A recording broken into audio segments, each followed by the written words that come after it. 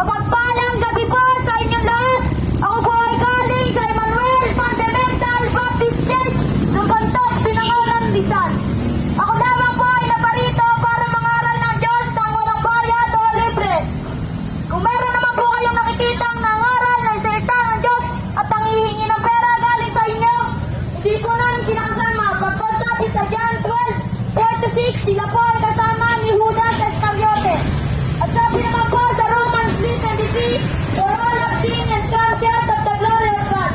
Lahat tayo ay makasalanan, at dahil sa kasalanan na yan ay di tayo makaabot sa kagalatian ng ating Panginoong Diyos. Bata ka man o matanda, mahirap ka man o mayaman, lahat tayo ay makasalanan.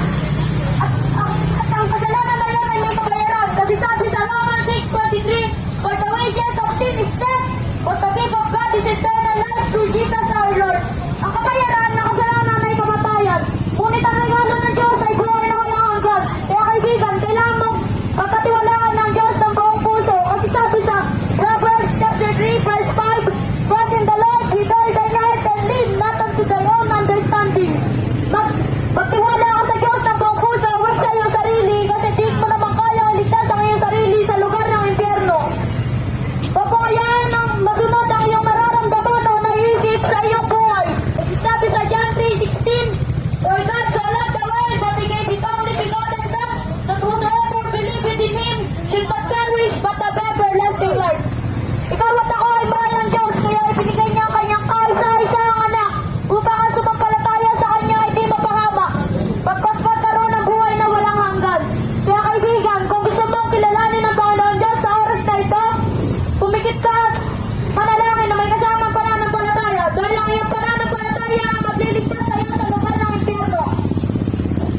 Sabihin mo, Panginoon, salamat po sa oras na ito na ako'y nakarinig ng inyong mga salita.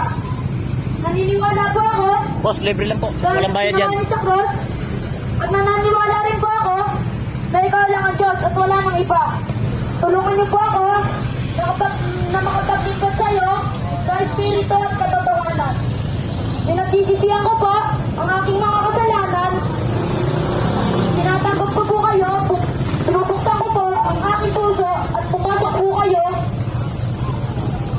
Tinatanggap ko po kayo bilang aking Diyos at sariling tagapagligtas. Amen. At sa lahat po ng nakatanggap sa oras na ito, congrats po kasi sabi sa Acts chapter 16:31, believe on the Lord Jesus Christ and thou shalt be saved. Jesus saved sinners, and to God be the glory. Mapagpalang gabi po sa ating lahat. Sabi po sa John chapter 3:16, for God so loved the world that He gave His only begotten Son, that whosoever believeth in Him should not perish but have everlasting life. Romans chapter 3:23, for all have sinned and come short of the glory of God. Romans chapter 6:23, for the wages of sin is death, but the gift of God is eternal life through Jesus Christ our Lord. Matthew chapter 6:33, but seek ye first the kingdom of God and His righteousness, and all these things shall be added unto you. Mark chapter 8:36, for what shall it profit a man if he shall gain the whole world and